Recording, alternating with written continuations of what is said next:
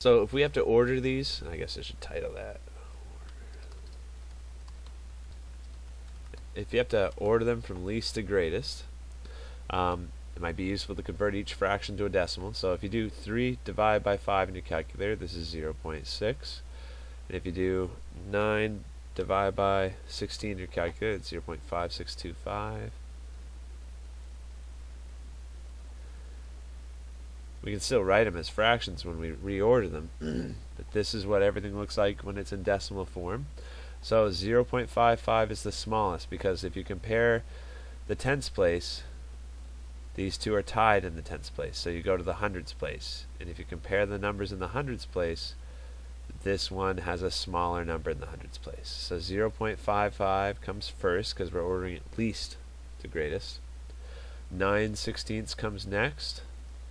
And then 3 out of 5 finishes it out. Now this is a little trickier because we have negative numbers.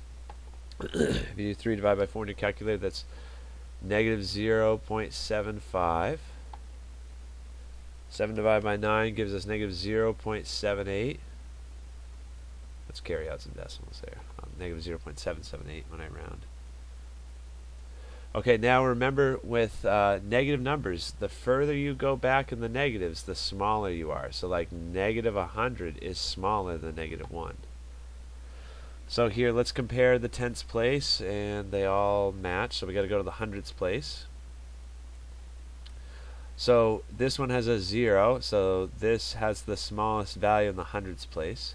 This has the largest value. So actually, negative 7/9 is your smallest number, because negative 0.778, let's forget this 1 here, that's further to the left than negative 0.75 is. So that means it's smaller. Okay, this is smaller because it's further to the left on the number line than the negative 3/4 is. And then this is closest to 0, so negative 0.7 is greatest when we order it from least to greatest.